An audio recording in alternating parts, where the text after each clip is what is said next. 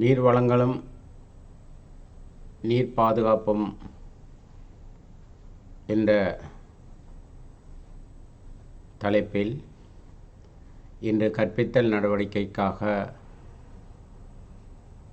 கல்வி திணைக்களமும் தேசிய கல்வி நிறுவனமும் ஆலோசனைக்கேற்ப இன்று இந்த பாட அலகில் நீர் வளங்களும் நீர்வள பாதுகாப்பும் என்ற தலைப்பில் நாங்கள் சில விளக்கத்தை பெற வேண்டியிருக்கின்றது. இந்த அடிப்படையில் தேர்ச்சி, நீர் முக்கியத்துவம், நீர் வளங்களை பாதுகாத்தல் என்ற விடயத்தை நாங்கள் முக்கியமாக கருத்தில் கொள்ள வேண்டும். பொதுவாக உலக ரீதியாக காணப்படுகின்ற நீர்வளங்கள் எவ்வாறு முக்கியத்துவம் அடைந்து காணப்படுகின்றன, நீர்வளங்களில் உள்ள பிரச்சனைகள் என்ன, அதனை சமனற்ற பரம்பில் காணப்படுகின்ற நீர்வளங்களை எவ்வாறு நாங்கள் எதிர்கால திட்டமிடுதலுக்கேற்ப நீர்வளங்களை பாதுகாத்து கொள்ளலாம் என்ற அடிப்படையில் இன்று கற்பித்தல் நடவடிக்கைக்காக மேற்கொள்ளப்படுகின்றது. இந்த தேர்ச்சி மட்டம் உலகின் நீர்ப்பரம்பிலையும் அதன் பண்புகளையும் ஆராய வேண்டும். உலகின் நீர்வளங்களை பாதிக்கின்ற காரணிகள், நீரினை பாதுகாப்பதற்கு காணப்படுகின்ற முக்கியத்துவத்தை நாங்கள் எடுத்து பார்க்க வேண்டும். பொதுவாக உலகத்தில் நீர்வளம் எவ்வாறு சமனற்ற நிலையில் பரம்பி காணப்படுகின்றன, நீர்வளத்தினை எதிர்கால சந்ததிகளுக்கேற்ப எவ்வாறு நாங்கள் கட்டுப்பாட்டோட மூழ்பாவனையோடு மேற்கொள்ள வேண்டும் என்ற அடிப்படையில் இன்றைய விரிவுரை மேற்கொள்ளப்படுகின்றது. அவை நீர்வளங்களை பாதிக்கின்ற காரணிகளையும் நீர் பாதுகாப்பதற்கான முக்கிய நடவடிக்கையும் இன்று நாங்கள் எடுத்து நோக்கலாம். இதன் அடிப்படையில் உலகின் நீர்ப்பரம்பிலை அதன் பண்புகளையும் உலகின் நீர்வளங்களை பாதிக்கின்ற காரணியையும் நீரை பேணி பாதுகாப்பதற்கான தேவை, நீரை பேணி பாதுகாப்பதற்கான நுட்ப முறைகள், அதன் முக்கியத்துவம் இன்றைய கற்றல் பெறுபவர்களாக காணப்படுகின்றன. இன்று மனித வாழ்க்கையில் நீர் அவசியம். எங்களோட 80% உடல் இயக்கத்துக்கு நீர் தேவை. நீர் இல்லாமல் நாங்கள் உயிர் வாழ முடியாது. ஆகவே நீர் ஒரு சர்வதேச கரைப்பான். உலகத்தில் நீரின் அவசியம் இன்று உலக மக்களால் உணரப்படுகின்றன. நீருக்கு பிரதியீடு இல்லை, பதியீடுகள் இல்லை, நீருக்கு நீர்தான். ஆகவே அவ்வாறு இருக்கின்ற நீரை எதிர்காலத்துக்கேற்ப நாங்கள் திட்டமிட வேண்டிய அவசியம் காணப்படுகின்றன. நீருக்கான அறிமுகத்தில் ஞாயிற்று தொகுதியில் நீல நிறமுடைய கோள்களில் புவி ஒன்று. இது பூமியின் அதிமுக்கியமான இயற்கை வளமாக நீர் காணப்படுகின்றன. இவ்வாறு நீர் 2 ஹைட்ரஜனையும் ஒரு ஆக்சிஜனையும் மூலக்கூறுகளாக செயற்கையாக காணப்படுவதை நாங்கள் எடுத்து பார்க்கலாம். அவை இந்த கட்டமைப்பை நாங்கள் எடுத்து அவதானிக்கின்ற போது நீர் 105 வகையில் வளைந்த ஒரு கட்டமைப்போடு காணப்படுகின்றது. அது முக்கியமான தன்மையில் நீரில் உள்ள பண்புகளாக நாங்கள் எடுத்து பார்க்கலாம். உலகத்தில் காணப்படுகின்ற 71% சமுத்திரமாகவும் 29% நிலப்பரப்புகளாக காணப்படுகின்றன. ஆகவே கூடுதலான 71% சமுத்திர பகுதியில் 97% உவர்நீரையும் 29% கண்ட பகுதியில் 3% நீர்தான் பனிப்படலங்கள் ஏனைய அம்சங்களில் காணப்படுகின்ற நீராக, மனித பயன்பாட்டுக்குள்ளாக்கப்படுகின்ற நீராக அமையப்பெற்று காணப்படுவதை நாங்கள் இந்த பாடத்திலிருந்து மாணவர்கள் அவதானிக்க கூடியதாக இருக்கின்றது. ஆகவே உண்மையில் நீர் ஒரு திரவ நிலையில் திண்ம நிலையில், வாயு நிலையில் காணப்படுகின்றன. நீரின்றி மனிதன் உயிர் வாழ முடியாது. உணவில்லாட்டி மாதமேனும் வாழலாம். நீர் இல்லாமல் அவர் 1, 2, 3 நாள் தான் உயிர் வாழ முடிய நிலையில் காணப்படுகின்றன. இதன் அடிப்படையில் நீர் முக்கியத்துவம் மிக உணரப்படுகின்றது. இன்று அதிகரித்து வருகின்ற சனத்தொகை, அதற்கேற்ப கைத்தொழில் நடவடிக்கைகள், விவசாய நடவடிக்கைகள், நாளாந்தம் நீரின் தேவை விரிவாக்கப்படுகின்றன. இதன் காரணமாக நீருக்கான கேள்வி இன்றைக்கு உலக ரீதியில் அதிகரிக்கப்படுகின்ற தன்மையை நாங்கள் எடுத்து பார்க்கலாம். உலகத்தில் மொத்த நீர் கொள்ளளவில் இன்றைக்கு நீரை மொத்த தன்மையில் நாங்கள் எடுத்து பார்த்தால் சமுத்திரத்தில் 97.5% நீரும், இன்றைக்கு 1.8% நீர் உறைபனி ஆறுகளால் பனிப்படலங்களாக காணப்படுகின்ற நீர்கள் காணப்படுகின்றன. 0.9% நீர் நிலத்தடி நீராக காணப்படுகின்றன. 0.2% நீர் ஏரிகள், உள்நாட்டு கடல்நீர் ஏரிகள் மற்றும் நதிகளில் நன்னீராக காணப்படுகின்றன. ஆகவே 0.00% குறைந்த கால வளிமண்டல நீராவியாக அமைந்து காணப்படுவதை நாங்கள் உலக நீர்ப்பரம்பிலிருந்து நாங்கள் அவதானிக்கக்கூடியதாக இருக்கின்றன. இந்த வரைபடத்தை மாணவர்கள் அவதானிங்கள். இந்த 97% சமுத்திர நீர் இன்றைக்கு நன்னீராக காணப்படுகின்ற 2.5% நீர். ஆகவே இன்றைக்கு நாங்கள் பனிப்படலங்களாகவும் ஏனைய தேவைக்காகவும் நீர் எவ்வாறு உலக ரீதியாக பரம்பி காணப்படுகின்றது என்ற அடிப்படையில் நாங்கள் இந்த வரைபடத்தை நோக்கலாம். ஆகவே நீரானது சமனான தன்மையில் உலகத்தில் பரம்பி காணப்படவில்லை. இது வித்தியாசமான தன்மைகள் இருந்து தான் நீர்கள் காணப்படுகின்றன. ஆகவே உலகின் மொத்த நீர்வளத்தின் 97% அளவு இன்றைக்கு கடல் சமுத்திரங்களிலிருந்து வருவதுடன் அது உயர்தன்மையை அடைந்து காணப்படுகின்ற தன்மையை நாங்கள் எடுத்து பார்க்கக்கூடியதாக இருக்கின்றது. மிகுதி 3% நீர், 3/2 பங்கு உறைபனியாலும் பனிக்கட்டியாராலும் மிக ஆழமான அமைவிடங்களாலும் ஒன்று திரட்டப்படுகின்றது. ஆகவே இன்றைக்கு காணப்படுகின்ற நீரில் 1,00,000 கனமீட்டருக்கு குறைவான நீர் உபயோகத்துக்கு எடுக்கத்தக்க விதத்தில் ஆறுகள், ஏரிகள் காணப்படுகின்றன. வருடாந்தம் நீரின் மேற்பரப்பில் நாங்கள் சுமார் 108,000 கன கிலோமீட்டர் நீர் இன்றைக்கு படிவதை நாங்கள் எடுத்து பார்க்கலாம். ஆகவே இதில் சுமார் 60% நீர் மீண்டும் வளிமண்டலத்துக்கு ஆவியாக சென்று வருகின்ற தன்மையை நாங்கள் எடுத்து பார்க்கலாம். இந்த தன்மைகளிலிருந்து மிகுதியாக 47,000 கன கிலோமீட்டர் நீர் கடலை நோக்கி ஓடுகின்றன. அவை இதனை அனைவருக்கு நாங்கள் எடுத்து பார்க்கின்ற போது இன்றைக்கு இந்த நீரை கழிவு நீரோட்டமாக செல்கின்ற நீரையும் மொத்த நீரையும் நாங்கள் எடுத்து பார்க்கின்ற போது ஒருவருக்கு ஆண்டுக்கு சுமார் 9,000 கன மீட்டர் நீர் கிடைக்கக்கூடியதாக இருக்கின்ற போது உலகின் வருடாந்த நீர்வளம் எவ்வாறு காணப்படுகின்றது என்பதை இதிலிருந்து மாணவர்கள் புரிந்து கொள்ளலாம். அவை நன்னீரானது புவியியல் ரீதியாகவும் பருவகால ரீதியாகவும் சமனற்ற முறையிலே பரம்பி காணப்படுகின்றது.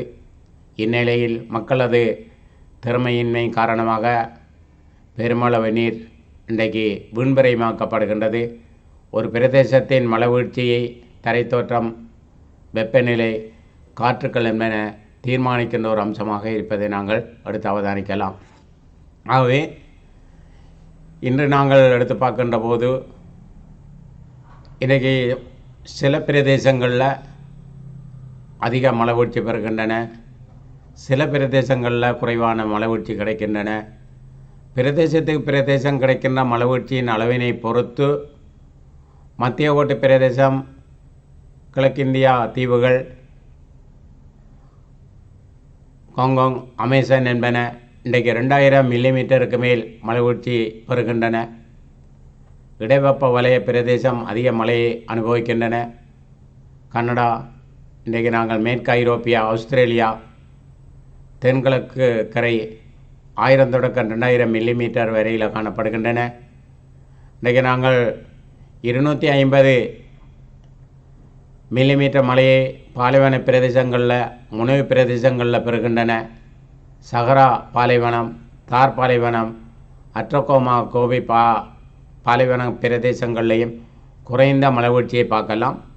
அவை ஒரு பிரதேசத்தில் கூடிய மழைவீழ்ச்சி அங்கு அதிகமான நீர் நிரம்பலையும், குறைவாக மழைவீழ்ச்சி காணப்படுகின்ற இடங்களில் நீர் பற்றாக்குறையும், உலக ரீதியாக நீர்வள பயன்பாடு பரம்பல்ல வேறுபட்ட தன்மையை நாங்கள் அவதானிக்கக்கூடியதாக இருக்கின்றது.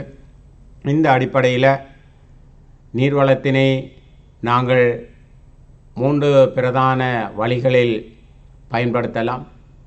ஆகவே ஒன்று மேற்பரப்பு நீர், 2வது தரைக்கீழ் நீர், தரை நீர், வளிமண்டல நீர் என்று நாங்கள் எடுக்கலாம்.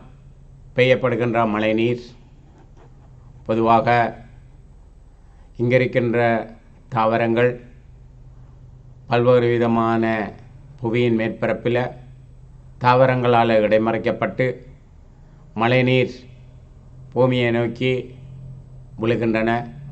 அந்த விழுகின்ற நீர் கழுவி நீரோட்டமாக பல்வேறு விதமான பயிற்சிய நடவடிக்கை மனித தேவைக்கு பயன்படுத்தப்பட்டு மேற்பரப்பு நீர் சேமிப்பாக உருவாக்கப்பட்டு கழுவி நீரோட்டமாக சென்றடைகின்றன. ஆகவே இந்த கழுவி நீரோட்டமாக செல்கின்ற நீரும் மேற்பரப்பில் தேங்கியிருக்கின்ற நீரும் மேற்பரப்பு சேமிப்பாக நீர்நிலைகள் காணப்பட, பெய்யப்படுகின்ற மழைநீர் தாவரங்களால் இடைமறிக்கப்பட்டு நுண்துளைகள் மண்ணின் ஊடுருவல் ஊடாக தேங்கி இருக்கின்ற நீர் தற்காலிகமான நீர்ப்புடமாக தரை நீராக தேங்கி நிற்கின்றது. அதுக்கு கீழே ஊடுருவி செல்கின்ற நீரை நாங்கள் தரைக்கீழ் நீராக நாங்கள் எடுத்து பார்க்கலாம்.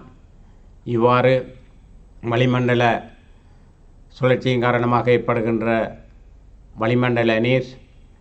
ஆகவே இந்த நிலைகளிலிருந்து நீர்வளத்தை பிரதான 3 வழிகளில் இருந்து நாங்கள் பெற்றுக்கொள்ளலாம். இந்த மேற்பரப்பு நீர் என்று நாங்கள் சொல்கின்ற போது சாதாரணமாக புவியின் மேற்பரப்பில் காணப்படுகின்ற ஏரிகள், வாவிகள், அருவிகள் மூலமாக கிடைக்கின்ற நீர். இது உயிர்களின் நிலைத்திருக்கின்ற மக்களின் பொருளாதார நடவடிக்கைக்கு தரைமேல் நீர் ஒரு இன்றியமையாததாக காணப்படுகின்றன. இந்த நீரில் அதிகமான உவர்நீர் காணப்பட்டாலும் சிறிதளவில் காணப்படுகின்ற நன்னீரே இன்றைக்கு பயன்படுத்தப்படுகின்ற நீராக காணப்படுவதை நாங்கள் அடுத்து அவதானிக்கலாம். அவை உதாரணமாக இந்த படங்களை நீங்கள் அவதானிக்கலாம். இன்றைக்கு ஏரிகளில், நதிகளில், ஓடைகளில், குளங்களில், நீர்வீழ்ச்சிகளில் உலக ரீதியாக எவ்வாறு நீர்கள் சேகரிக்கப்படுகின்றன, இதனை எவ்வாறு மக்கள் பின்பு பயன்படுத்தி கொள்கின்றார் என்ற அடிப்படையில் உலக ரீதியான நீர்ப்பரம்பல் இவ்வாறான அம்சங்களில் சேகரிக்கப்படுகின்ற தன்மையை நாங்கள் எடுத்து நோக்கலாம். ஆகவே சமுத்திர நீர் இன்றைக்கு புவியிற மேற்பரப்பில் 97.5% சமுத்திர நீர் காணப்படுகின்றது.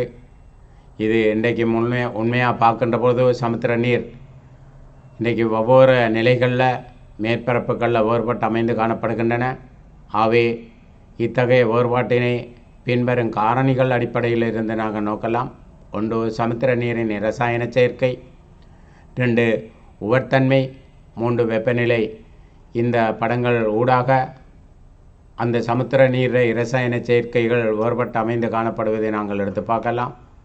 உலகத்தில் காணப்படுகின்ற சமுத்திரங்கள், அந்த சமுத்திரங்களுக்கு இடையில் காணப்படுகின்ற ஒவ்வொரு பரப்புகளையும் நீர் எந்த நிலையில் காணப்படுகின்றது என்பதை அந்த விளக்கப்படம் எடுத்து காட்டுகின்றது. இங்கு சமுத்திர நீரின் பயன்பாடு இது கடல் உணவுகளை பெற்றுக்கொள்ளுதல், நாங்கள் அது மீன் ஏனைய பொருட்களாக இருக்கலாம். அதே மாதிரி உப்பு உற்பத்தியை மேற்கொள்வதற்காக அல்லது கப்பல் போக்குவரத்துக்கு உதவுதல், கைத்தொழிற்சாலை நடவடிக்கைக்கு மேற்கொள்ளுதல் போன்ற பல்வேறு விதமான நடவடிக்கைக்கு இன்றைக்கு சமுத்திர நீரின் பயன்பாடு காணப்படுகின்றன. அவை இந்த சமுத்திர நீர் பயன்பாடு இன்றைக்கு மிக முக்கியமாக உலக பொருளாதார நடவடிக்கைக்கும் ஒரு முக்கியத்துவம் அடைந்து காணப்படுவதை நாங்கள் எடுத்து பார்க்கலாம். ஆகவே இன்றைக்கு நாங்கள் உவர்நீரை குடிநீராக மாற்றி குடிநீர் தயாரிக்கின்ற தொழில்நுட்பமும் கூடுதலான பண முதலீடுகளும் இன்றைக்கு மேற்கொள்ளப்படுகின்றன. அவை அந்த அடிப்படையில் இன்றைக்கு நாங்கள் உவர்நீரை நன்னீராக்குவதற்கு இன்றைக்கு அபிவிருத்தி அடைந்த நாடுகள் அல்லது தொழில்நுட்பம் வசதி உள்ள நாடுகள் மேற்கொள்ளப்படுகின்ற அம்சங்களையும் நீர் பிரச்சினையிலிருந்து தீர்த்து கொள்வதற்காக மேற்கொள்ளப்படுகின்ற நடவடிக்கையும் இதிலிருந்து நாங்கள் அவதானிக்கலாம். அது மட்டுமில்லை, இந்த வளங்களில் முத்து போன்ற கனிப்பொருட்கள் வளங்களையும் பெறக்கூடிய வாய்ப்புகள் அதிகரித்து காணப்படுவதை நாங்கள் எடுத்து பார்க்கலாம். உள்நாட்டு நீர்நிலைகளில் பயன்பாடுகளில் குடிநீரை பெற்றுக்கொள்ளல், வீட்டு தேவைக்கான நீரை பூர்த்தி செய்தல், சுகாதார தேவையை பூர்த்தி செய்தல், உள்நாட்டு நீர் போக்குவரத்தை மேற்கொள்ளுதல் என்ற அடிப்படையில் இன்றைக்கு நீர தேவைகள் இன்றைக்கு நீர்நிலைகள் உள்நாட்டில் பயன்படுத்தப்படுகின்ற தன்மையை நாங்கள் அவதானிக்கலாம். அதே மாதிரி உள்நாட்டு நீர் போக்குவரத்தை மேற்கொள்வதற்கு ஒரு பிரதேசத்திலிருந்து அதே பகுதிக்கு இன்னொரு ஊருக்குள்ள ஒரு பகுதிக்கு எவ்வாறு நீர் போக்குவரத்தை நாங்கள் மேற்கொள்ளலாம். கைத்தொழில் நடவடிக்கைக்கு மேற்கொள்ளுவதல், இப்போ கைத்தொழில் நடவடிக்கைக்கு நாங்கள் முருங்கைக்கற்பாறையோ அதில் வருகின்ற பல்வேறு விதமான அம்சங்களை பயன்படுத்துகின்ற தன்மையை எடுத்து பார்க்கலாம். உணவு தயாரித்தல், அவை அங்கு காணப்படுகின்ற சுற்றுலா பயணிகளில் விருத்தி, விவசாயத்துக்கான நீர்ப்பாசனங்களை வழங்குதல் போன்ற திட்டங்களை மேற்கொள்கின்ற அம்சங்களை நாங்கள் எடுத்து பார்க்கலாம்.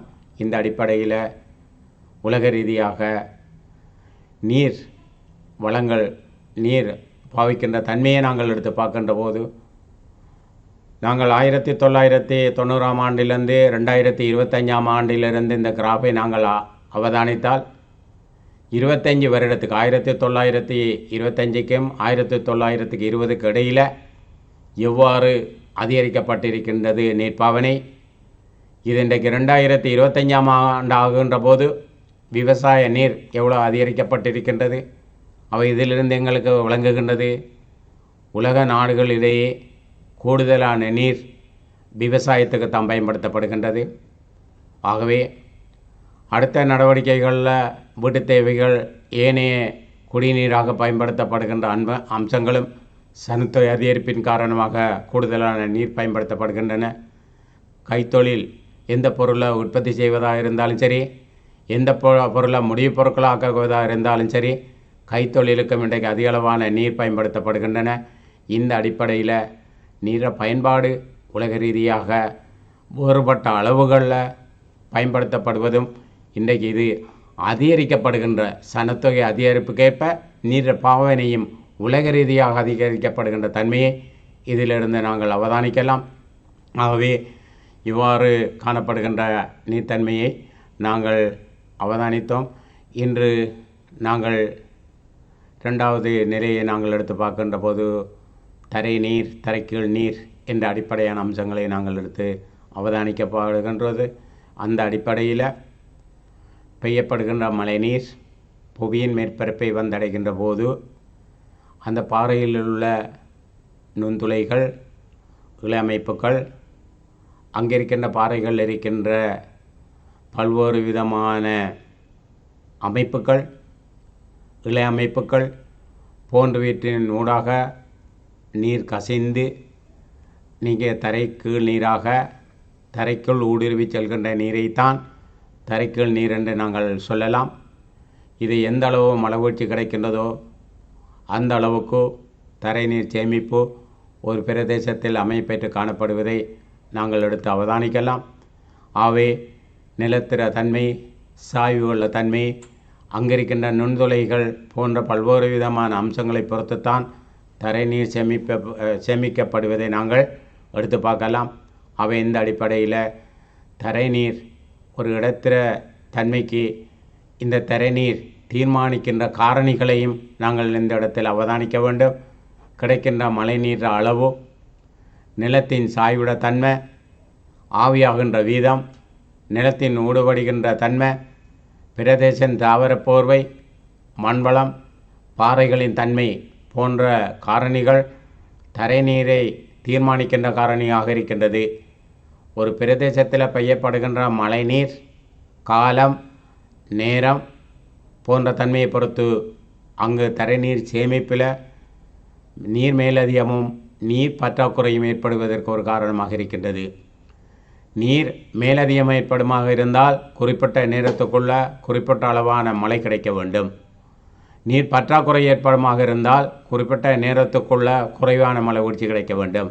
இந்த ரெண்டு காரணியும் நீர்மட்ட போக்கில் தரைநீர் சேமிப்பில் பல்வகையான அம்சத்தை காட்டுவதை நாங்கள் எடுத்து பார்க்கலாம்.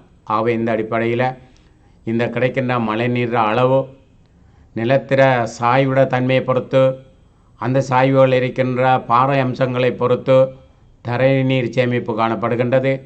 ஒரு பிரதேசத்தில் சூரியன் உச்சம் கொடுப்பதின் காரணமாக நேரடியான கதிர்வீச்சலையும், இது சாய்வான கதிர்வீச்சல் கிடைப்பதின் காரணமாக குறைஞ்ச கதிர்வீச்சலையும் கிடைக்கின்றன.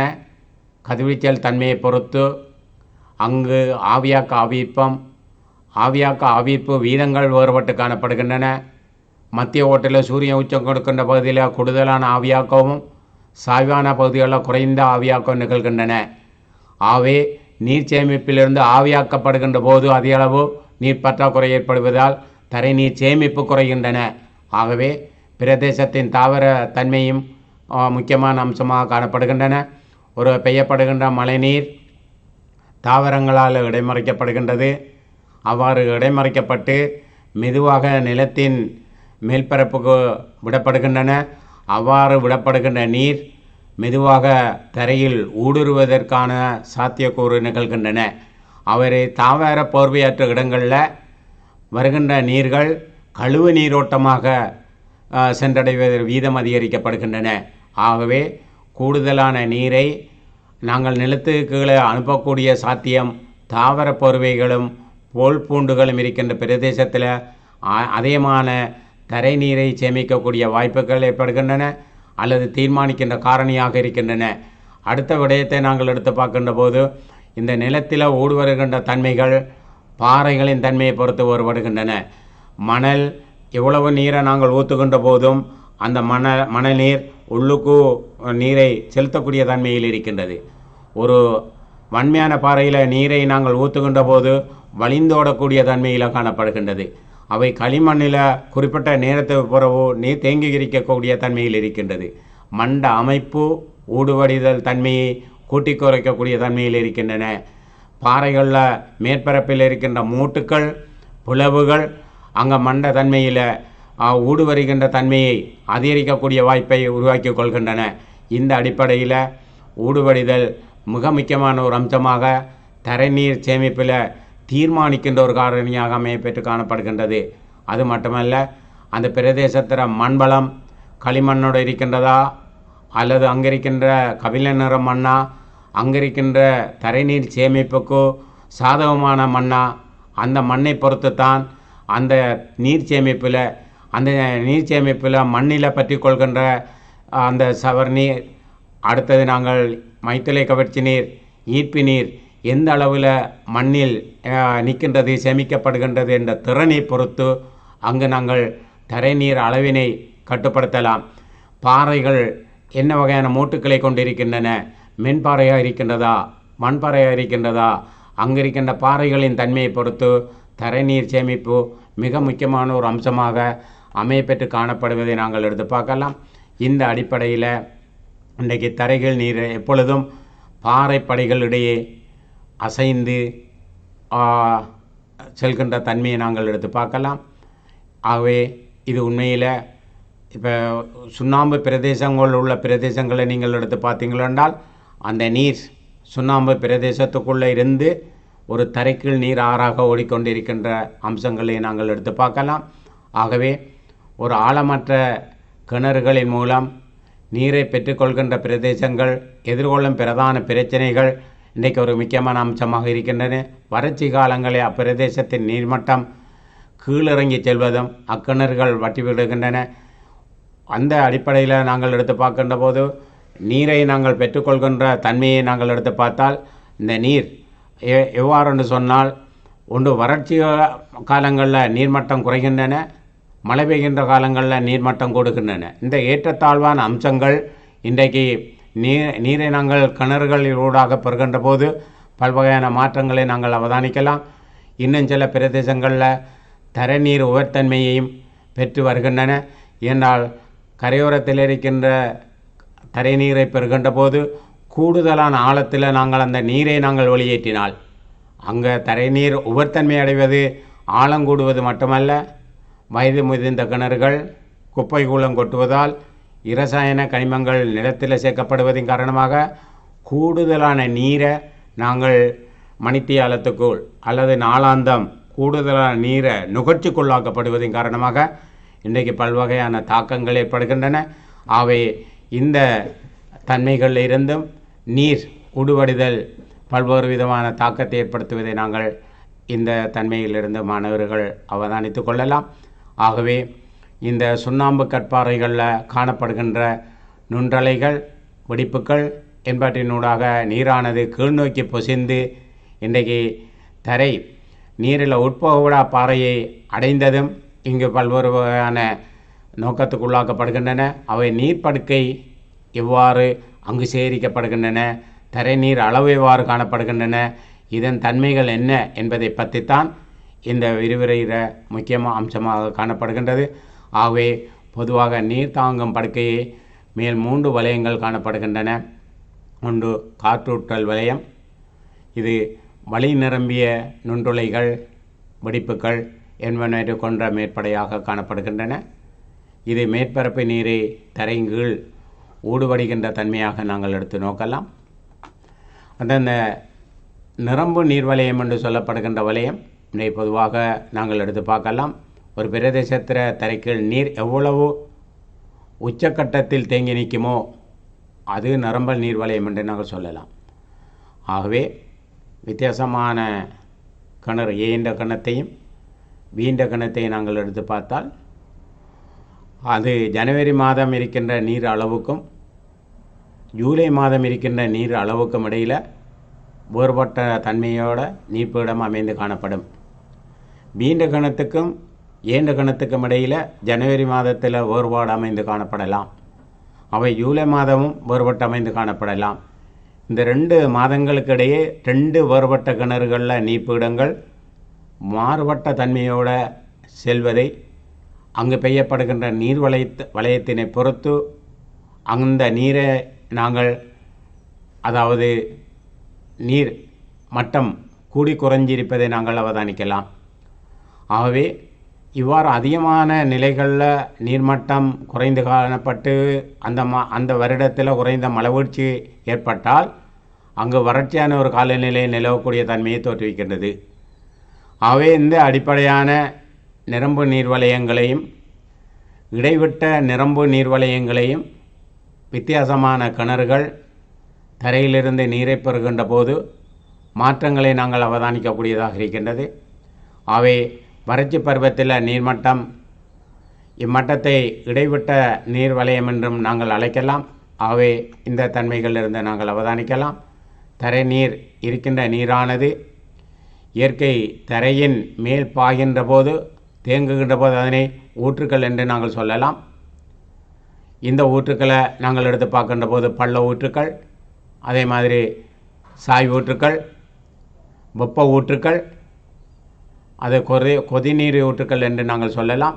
அவை ஊற்றுக்கள் உலக ரீதியாக பல வகையாக அமையப்பெற்று காணப்படுகின்றன. ஆகவே இந்த அடிப்படையில் ஆர்டிசியன் கிணறை நாங்கள் எடுத்து பார்த்தால் உண்மையில் தரைக்கீழ் நீர் ஆர்டிசியன் கிணற்று நீரை நாங்கள் எடுத்து பார்க்கின்ற போது நிரந்தரமான ஊற்றிலிருந்து புவியின் மேற்பரப்பில் நீரை அமுக்கத்தின் காரணமாக வெளியேற்றப்படுகின்ற நீராக அந்த ஆர்டிசியன் கிணறு இருக்கின்றது. ஆகவே உலகத்தில் பல பிரதேசங்களில் ஆர்டிசியன் கிணறுகளை நாங்கள் அவதானிக்கலாம். இந்த அடிப்படையில் இந்த நீரை உட்பவிடுகின்ற பாறைப்படை ஒன்று, நீரை உட்பவிடா படை 2, இந்த 2க்கும் உட்பவிடும் பாறைக்கும் உட்பவிடும் பாறைக்கும் இடையில் வன்பாறையும் அல்லது குறுக்கிடுகின்ற பாறைகளும் அங்கு தாக்கத்தை ஏற்படுத்துவதன் காரணமாக இங்கு ஏற்படுகின்ற உட்புகாவிடும் பாறை இப்பிரதேசத்திலேயோ இங்கு வெளியான பாறையாக தெரிந்த மழை நீரை பொசிய விட்டு நீரை தேக்கி அங்கு வெளியேற்றப்படுகின்ற தன்மையை நாங்கள் எடுத்து பார்க்கலாம். அவை இங்கே சேகரிக்கப்பட்ட நீர் இந்த ஆக்சிஜன் கணத்தின் ஊடாக வெளியிடப்படுகின்ற தன்மையை நாங்கள் எடுத்து அவதானிக்கலாம். அவை உலகத்தில் தரை நீர் பரம்பி உள்ள பிரதேசங்களை நாங்கள் எடுத்து பார்க்க போகின்றோம். உலகத்தில் துருவப்பகுதியில் இருக்கின்ற இடங்களுக்கும் அவை ஏனைய பாலைவன பிரதேசங்கள் இருக்கின்ற பகுதிக்கும் கைத்தொழிற்சாலைகள் செறிவாக உள்ள பகுதிக்கும் இடையில் தரை நீர்மட்டத்தில் அளவில் நிரம்பியிருந்தாலும் மழைவீழ்ச்சி குறைகின்ற இடங்களில் பற்றாக்குறையையும் நீர் இருக்கின்ற இடங்களில் விஷக்கிருமிகளில் தாக்கங்களும் நீரை பயன்படுத்தப்படாத நிலையில் நீரை தரம் பாதிக்கப்பட்ட நிலையையும் பனிப்படலங்கள் இருக்கின்ற இடங்களில் வித்தியாசமான பிரச்சனையும் தோற்றுவிக்கப்படுகின்றது. ஆகவே உலக ரீதியாக நீர்ப்பரம்பல் வித்தியாசமான அளவுகளில் தன்மைகளில் உலகத்தில் பரம்பி காணப்படுவதை நாங்கள் எடுத்து அவதானிக்கலாம். அடுத்ததாக நாங்கள் இறுதியாக இதில் கற்றுக்கொள்ள வேண்டிய ஒரு விடயம் வளிமண்டல நீர். ஆகவே இந்த வளிமண்டல நீர் எங்களுக்கு தெரியும் 0.001% இன்றைக்கு காணப்படுகின்றது. வளிமண்டல நீர் அப்பிரதேச மழைவீழ்ச்சியின் அளவை தீர்மானிக்கின்ற தன்மையாக காணப்படுகின்றன. இது வெப்ப பிரதேசம் அதிக நீராவியை தன்னிறுத்த கொண்டிருப்பதால் இப்பிரதேசத்தை அதிகளவான மழைவீழ்ச்சியை பெற்றுக்கொள்கின்ற தன்மையும், வளிமண்டல நீரின் அளவு குறைவாக இருந்தால் புவி நீர் அளவை தீர்மானிக்கின்ற தன்மையையும் நாங்கள் எடுத்து பார்க்கலாம். உதாரணமாக நாங்கள் எடுத்து பார்க்கின்ற போது சாதாரணமாக புவியின் மேற்பரப்பில் இருந்த 71% சமுத்திர பகுதி, 29% கண்டப்பகுதி, அவை ஞாயிற்று சக்தியின் காரணமாக புவியின் மேற்பரப்பிலிருந்து ஆவியாகுதல் ஆவியிற்புக்குள்ளாக்கப்பட்டு மேலே பனிவடை நிலை அடைந்து ஒடுங்கி படிவீழ்ச்சிகளாக நிலத்தை ஒரு ஈரமாக்கின்ற ஒரு செயல்முறையாக மீண்டும் புவியை வந்தடைகின்றன.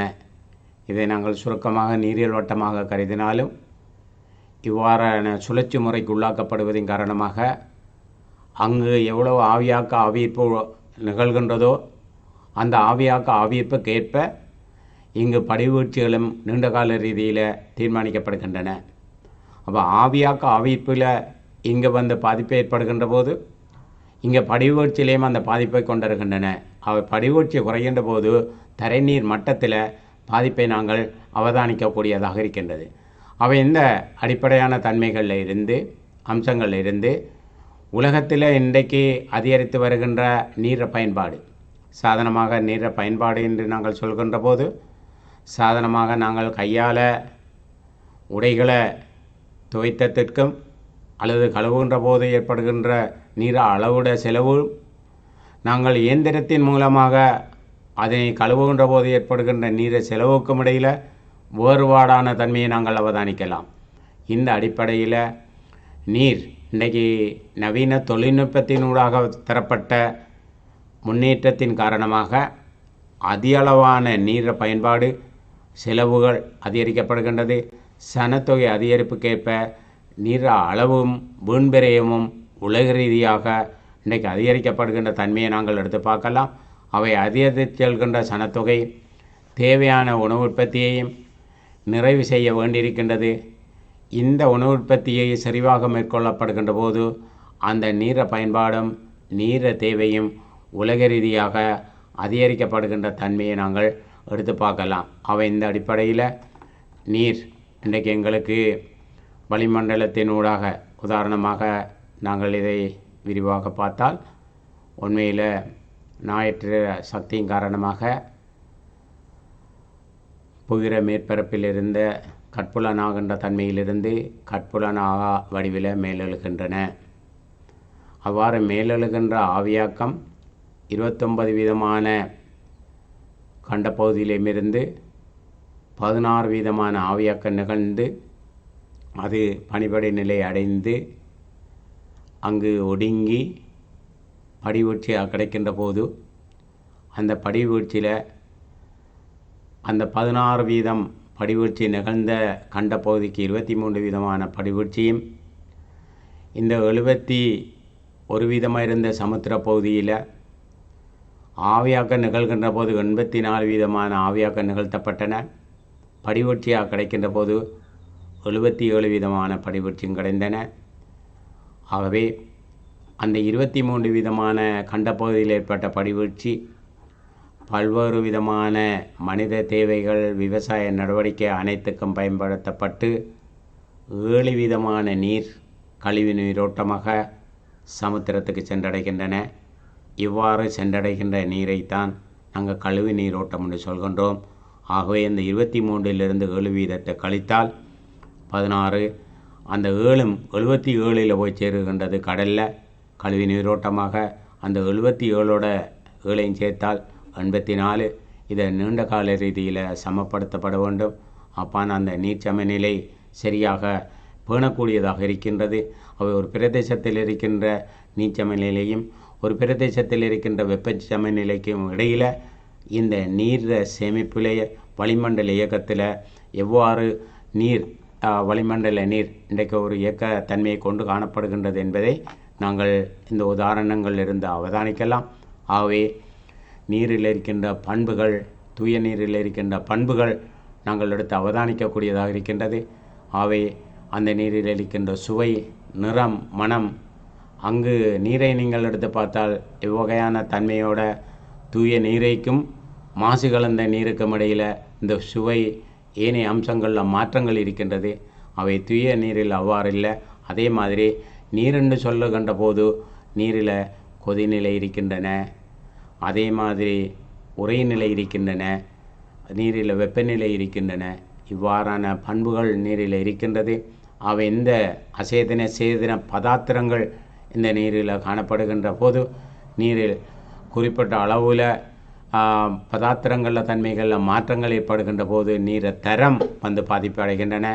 அவை நீர முக்கியமான பௌதிக இரசாயன பண்புகளை நாங்கள் எடுத்து பார்க்கலாம். அவை இந்த நீர இரசாயன பண்புகளை நாங்கள் எடுத்து பார்த்தால் இன்றைக்கு நீரானது சுவையற்ற மனமற்ற ஒரு நிலையில் காணப்படுமாக இருந்தால் அல்லது நிறமாற்றம் தோன்றினால் இன்றைக்கி பனிக்கட்டியும் உள்ளார்ந்த நீரில் தன்மையை நாங்கள் எடுத்து பார்த்தால் இன்றைக்கு ஒரு பல்வேறு விதமான கதிர்வீச்சலில் தாக்கத்துக்குள்ளாக்கப்பட்டால் அல்லது கழிவுகள் கூடுதலாக கொள்ளப்பட்டால் நீரில் பல்வேறு விதமான மாற்றங்களை நாங்கள் அவதானிக்கலாம். உதாரணமாக வெப்பநிலையை மட்டும் நாங்கள் எடுத்து அவதானித்தால் வெப்பநிலை குறைவடைகின்ற போது உறைநிலை அடைகின்றன. வெப்பநிலை அதிகரிக்கப்படுகின்ற போது அங்கு கொதிநிலை அடைகின்றன. ஆகவே இவ்வாறான வேறுபட்ட தன்மையை நீரை இரசாயன பண்புகளில் அவதானிக்கக்கூடியதாக இருக்கின்றது. இந்த வெப்ப ஏற்ற இறக்கங்களும் புவி வெப்ப ஏற்ற இறக்கங்களும் இன்றைக்கு வெப்பத்தை மட்டுப்படுத்துகின்ற தன்மைகள் மட்டுமல்ல, இன்றைக்கு உலகத்தில் அதிக அளவான வெப்பத்தை உறிஞ்சி வச்சு கொள்ளக்கூடிய ஒரு தடாகமாகவும் நாங்கள் இந்த நீரை சொல்லலாம். உண்மையில் இந்த வெப்பம் வெளியே விடப்படுமாக இருந்தால் நாங்கள் இந்த நிலம் கொதிக்கக்கூடிய தன்மையில் இருக்கும். அதை பருவக்காற்றுக்கள் அமுக்கங்களும் இந்த வெப்பத்தை கூடுதலாக நீர்நிலைகள் உறிஞ்சி கொண்டுவதன் காரணமாகத்தான் இன்றைக்கு அதிகமான வெப்பத்தை பெறக்கூடிய வாய்ப்புகள் காணப்படுகின்றன. ஆகவே அந்த வெப்பத்தை உறிஞ்சு கொள்ளக்கூடிய ஒரு இடம் சமுத்திர பகுதி அல்லது நீர் பகுதியாக காணப்படுவதை நாங்கள் எடுத்து பார்க்கலாம். ஆகவே நீர் ஒரு வலிமையான ஒரு சர்வதேச கரைப்பான். அதில் எல்லா வகையான பொருட்களையும் கரைக்கக்கூடிய திறன் அந்த நீருக்கு இருக்கின்றது.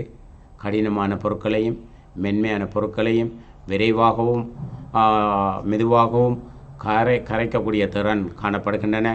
ஆகவே சுத்தமான ஒரு குறைந்த மின்கடத்து திறனை கொண்டிருக்கின்ற தன்மையும் அங்கே நீரில் உள்ள மின்கடத்து திறனும் pH பருமானத்தை நாங்கள் எடுத்து பார்க்கலாம். அவை வித்தியாசமான தன்மைகளில் காணப்படுவதை நாங்கள் எடுத்து அவதானிக்கக்கூடியதாக இருக்கின்றது. அவை இந்த அடிப்படையில் உலக நீர்வளம் இன்றைக்கு தாக்கம் செலுத்துகின்ற காரணிகளில் தன்மையை நாங்கள் எடுத்து அவதானிக்க வேண்டியிருக்கின்றது. அவை இவ்வாறு நீர்ப்பரம்பலில் விருத்தியும் அதிகரிக்கின்ற சனத்தொகைக்கேற்ப நீர் தேவையும் இன்றைக்கு அதிகரிக்கப்படுகின்றது. நகராக்கம், அதிக நீர் பயன்பாடு, நீர் வழிகள் தடைப்படுகின்ற தன்மைகள், கழிவு அகற்றப்படுதல், விவசாயம், கைத்தொழில், சேவைகள், வீட்டு தேவைகள், இன்றைக்கி வெளியேற்றப்படுகின்ற கழிவு நீரோட்டங்கள், பல்வேறு விதமான அம்சங்களில் நீர் காணப்படுவதை நாங்கள் எடுத்து பார்க்கலாம். ஆகவே இன்றைக்கி நீரை வளர்த்துற பல்வகையான அம்சங்களில் நாங்கள் எடுத்து பார்க்கலாம். ஆகவே இன்றைக்கு கூடுதலான பசலை அல்லது கிருமி நாசினி தாக்கம். உண்மையில் ஒரு பிரதேசத்தில் நாங்கள் விவசாயத்தை வினைத்திறன்மிக்கதாக ஆக்குகின்ற போது, விவசாயத்தை கூடுதலான கிருமி நாசினியை இரசாயன பதார்த்தங்களை நாங்கள் போடுகின்ற போது அது நீரில் கலக்கின்றன. நீர் pH பெருமானத்தில் மாற்றத்தை ஏற்படுத்துகின்றன. அவை நடுநிலை நீரிலிருந்து 7க்கு கூடுவதும் 7க்கு குறைவதுமான ஒரு தன்மையை ஏற்படுத்துகின்ற போது நாங்கள் அந்த நீரை பாவிக்க முடியாத நிலைக்கு தாக்குதலுக்கு உள்ளாக்கப்படுகின்றன. அவை இந்த அடிப்படையில் கால்நடைகளில் கழிப்பொருட்கள் அல்லது கால்நடையை விவசாய பொருட்களிலிருந்து கழுவுவதின் காரணமாக, விவசாய கழிப்பொருட்கள் கொட்டுவதின் காரணமாக, ஏனைய அம்சத்தின் காரணமாக நீர் தரம் பாதிப்படைகின்றன, மாசடைகின்றன. கைத்தொழில் நெருக்கடி, பெட்ரோலியம், சுரங்கத் தொழில் காரணமாக கழிவு நீரோடம் கலக்கின்றன. அவை இன்றைய நிலையில் இயற்கை அனர்த்தங்கள், வெள்ளப்பெருக்குகள், எரிமலை வெடிப்புகள் என்ற ரீதியில் உலகத்தில் பல்வேறு விதமான தாக்கங்கள் ஏற்படுவதை நாங்கள் எடுத்து பார்க்கலாம். அவை இதுக்காக இன்றைக்கி நீர வளங்கள், நீர பாதுகாப்பு ஒரு முக்கியமான அம்சமாக இருக்கின்றது. பொதுவாக மனிதன் நேரடியாக மற்றும் மறைமுகமான நடவடிக்கைகளில் இயற்கை கிடைக்கும் நீரை இன்றைக்கு நாங்கள் எவ்வாறு பாதுகாத்து கொள்ள வேண்டும். ஆகவே அது மாசுக்கள் கலக்காத நிலையில் தூய நீராக எதிர்கால சந்ததிகளுக்கு ஏற்ற விதமாக நீரை நாங்கள் எவ்வாறு பாதுகாத்து பேண வேண்டும் என்ற திட்டத்தை இன்றைக்கி உலக நாடுகள் மார்ச் மாதம் 22ஆம் தேதி நீர் தினத்தை கொண்டாட இருக்கின்றது. ஒவ்வொரு மாதமும் வருடங்களில் வருகின்ற மார்ச் மாதத்தை உலக நாடுகள் நீர் தினமாக பிரகடனப்படுத்தப்பட்டு ஒவ்வொரு தொனிப்பொருளில் பேசப்படுகின்ற ஒரு அம்சமாக இன்றைக்கு நீர் காணப்படுகின்றன. அவை நீர்நிலைகளில் உபயோகிக்க முடியாத அளவுக்கு இன்றைக்கு குறிப்பிடக்கூடிய ஆறுகள், குளங்கள், ஏரிகள் போன்ற பல்வேறு விதமான அம்சங்களில் இன்றைக்கி தாக்கங்களை ஏற்படுத்துகின்ற அம்சங்களை நாங்கள் எடுத்து பார்க்கலாம். ஆகவே இன்றைக்கி ஏரிகளாக இருக்கலாம், குளங்களாக இருக்கலாம், இன்றைக்கி பல்வேறு இடங்களில் மாசடைகின்ற பிரச்சனையும், நீர்நிலைகளில் இருக்கின்ற ஆல்காக்களில் தன்மையால் ஏற்படுகின்ற தாக்கங்களும் இன்றைக்கி அதிக அளவான நீர்ப்பாவனையில் தாக்கத்தை ஏற்படுத்தியிருக்கின்ற அம்சங்களை நாங்கள் எடுத்து அவதானிக்கலாம். அவை இந்த அடிப்படையில் உலகத்தில் இன்றைக்கி ஒவ்வொரு நாடும் நீர்ப்பாவனையில் வேறுபட்ட அளவுகளில் இன்றைக்கி குடிநீரை பாவிக்கின்ற அளவில் வேறுபட்டு இருக்கின்றது. நாட்டுக்கு நாடு வேறுபட்ட அளவுகளில் தீர்மானிக்கப்படுவதற்கு அடிப்படை காரணம் அமைந்து காணப்படுகின்றன. இதில் நாங்கள் 2 விதமான காரணியை நாங்கள் எடுத்து பார்க்கலாம். ஒன்று இயற்கை காரணி. இந்த இயற்கை காரணிகளில் இருக்கின்ற காலநிலை மாற்றம் அல்லது காலநிலை ஏற்படுகின்ற தளம்பல் போக்கு, பூகோளம் வெப்பமடைதல் அல்லது புவி வெப்பமடைதல், இந்த தாக்கத்தின் காரணமாக தரை நீரில் இருக்கின்ற கூடுதலான வறட்சி, நீரற்று போகின்ற தன்மைகள் அல்லது குறைவான நீர்ப்பீட அளவுகளில் மாற்றங்கள் ஏற்படுகின்றன. அடுத்த தன்மையை நாங்கள் எடுத்து பார்க்கின்ற போது பொதுவாக மானிட காரணி. இது மனிதன் நடவடிக்கையின் மூலமாக ஏற்படுகின்ற செயற்பாடுகள், கிருமிநாசினி அல்லது ஏனைய கைத்தொழிற்சாலைகள் இருந்த கழிவுகள், பல்வேறு விதமாக மேற்கொள்ளப்படுகின்ற வீட்டு கழிவுகள், தோட்ட கழிவுகள், நதியோடு கலக்கக்கூடிய தன்மையை உருவாக்கி கொள்வதன் காரணமாக நீர்நிலைகள், ஏனைய அம்சங்கள் மாசடையக்கூடிய வாய்ப்புகள் உருவாக்கப்படுகின்றன. இதன் காரணமாக நீர தரம் பாதிக்கப்படுவதை நாங்கள் எடுத்து அவதானிக்கலாம். மாணவர்கள் இங்கு அவதானித்து கொள்ள வேண்டும். இங்கு வித்தியாசமான நீர் மாசடைகின்ற வழிமுறைகள் மாணவர்களுக்கு இங்கு வழங்கப்படுத்தப்பட்டிருக்கின்றது. ஒன்று, மாநில கழிவுகள் எவ்வாறு சேகரிக்கப்படுகின்றன. ஒவ்வொரு பிரதேசத்திலேயும் மானிட கழிவுகளினூடாக நீர்நிலைகள் எவ்வாறு தாக்குதலுக்குள்ளாக்கப்படுகின்றன. வைத்தியசாலை கழிவுகள், ஆகவே வைத்தியசாலை கழிவுகளில் இன்றைக்கு பல்வேறு விதமான இரசாயன தாக்கங்களை ஏற்படுத்தக்கூடிய கழிவுகள் கூட இன்றைக்கு சில வைத்தியசாலைகள் நதியின் கரைகளில் அல்லது தரை நீரில் வந்து கூடுதலாக மண்ணில் புதைக்கப்படுவதன் காரணமாக தாக்கத்தை ஏற்படுத்துகின்றது. அதே மாதிரி கைத்தொழில் கழிவுகள், இன்றைக்கு கைத்தொழிற்சாலைகளில் பாதிக்கப்படுகின்ற கிருமி அல்லது கிருமி தொத்துகள், அதன் மூலமாக அது கழுவி விடுகின்ற எண்ணெய்கள் படலங்கள் அந்த நீரை தாக்குதலுக்குள்ளாக்குகின்றது. அது மட்டுமல்ல, நகராக்கம், இன்றைக்கு நகராக்கத்திற கட்டிட கழிவுகள், நகராக்கத்தின் மூலமாக ஏற்படுகின்ற செரிப்புற நகராக்கத்தில் ஏற்படுகின்ற கழிவுகள் அதிக அளவான தாக்கத்தை ஏற்படுத்துகின்றன. அதே மாதிரி கிருமி அசேதன பசலைகள் செறிவான விவசாய நடவடிக்கையின் காரணமாக ஏற்படுகின்ற மாற்றத்தின் காரணமாக தாக்கம் ஏற்படுகின்றன. உக்கல் அடைந்த பொருட்கள் அல்லது உக்கல் அடைந்த பொருட்கள் என்று சொல்கின்ற போது விவசாய கழிவுகளாக உக்கல் அடையலாம், அல்லது தாவர கழிவுகள் உக்கல் அடையலாம், அல்லது மிருகங்கள் எச்சங்கள் உக்கல் அடையலாம். ஏனைய கழிவுகள் எல்லாம் உக்கல் அடைந்து நதியோடு கலக்கின்ற போது அல்லது நீர்நிலையோடு கலக்கின்ற போது அங்கு ஏற்படுகின்ற தாக்கங்கள், அடுத்தது வீட்டு கழிவுகள், அடுத்தது கால்நடை கழிவுகள் என்ற வகையில் இன்றைக்கு மேற்பரப்பு நீர் மாசடைகின்ற தன்மைகளில் வித்தியாசமான தன்மைகளில் கழிவுகள் நடைபெறுவதை நாங்கள் அடுத்து அவதானிக்கலாம். ஆகவே இந்த அடிப்படையில் நாங்கள் தரை நீர் மாசடைதலும் ஒரு முக்கியமான அம்சமாக காணப்படுகின்றன.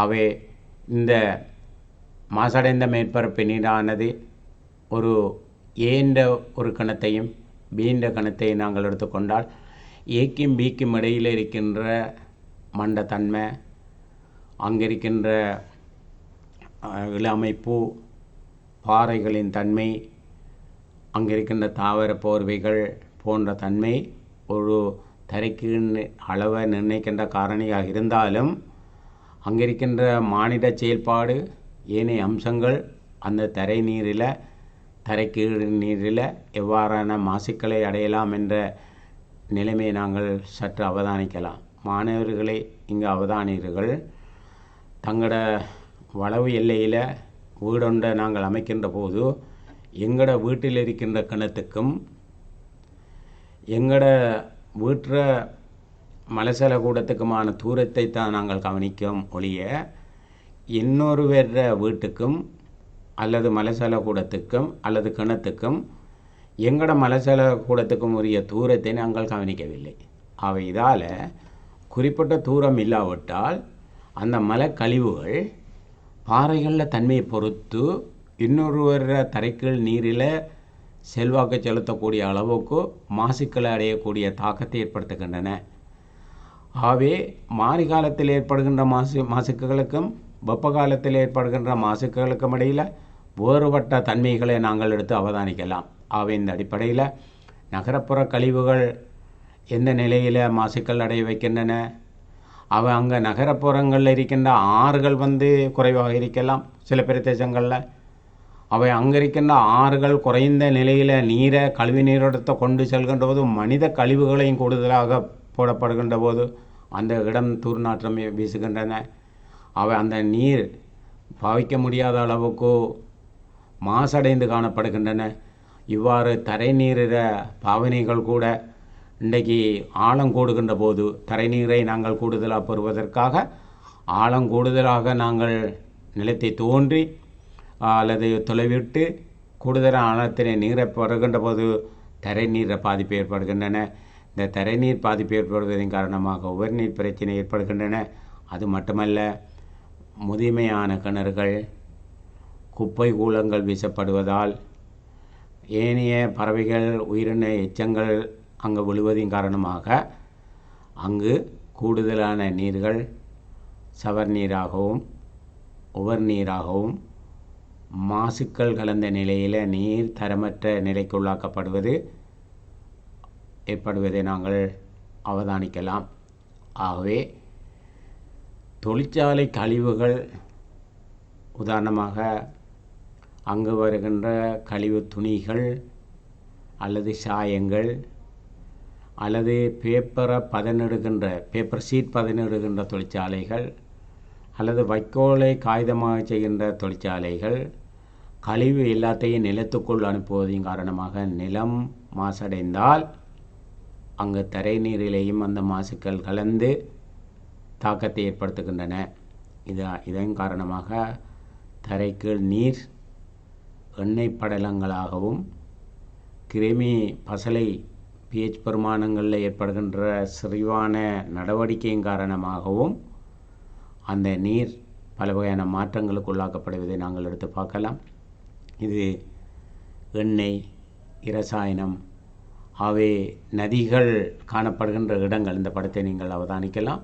இந்த படத்தில் இருக்கின்ற பகுதிகளில் இருக்கின்ற மக்கள் இந்த பகுதியில் இருக்கின்ற கழிப்பொருட்களை அந்த பிரதேசத்தில் உள்ள நீர்நிலைகளில் கொண்டு கொட்டுவதால் அல்லது மண்ணில் புதைப்பதால் செறிவான குடியிருப்புகள், செறிவான விவசாய நடவடிக்கைகள், கைத்தொழில் நடவடிக்கைகள், இந்த உழவு நடவடிக்கைகளும் அங்கு தரைக்கீழ் நீரில் தாக்கத்தை ஏற்படுத்துவதை நாங்கள் எடுத்து அவதானிக்கலாம். அவை இந்த அடிப்படையில் சமுத்திர நீர் மாசடைவு, இன்றைக்கி தொழிற்சாலை கழிவுகள், நாங்கள் எண்ணெய் கசிவுகள், அதே மாதிரி சமுத்திரங்களில் கப்பல்கள் எண்ணெயை கொட்டுவதின் காரணமாக அல்லது விபத்துக்குள்ளாகி தீப்பற்றுவதின் காரணமாக அங்கே ஏற்படுகின்ற கழிவுகளும் கசிவுகளும் அந்த நீரை மாசடைய வைக்கின்றது.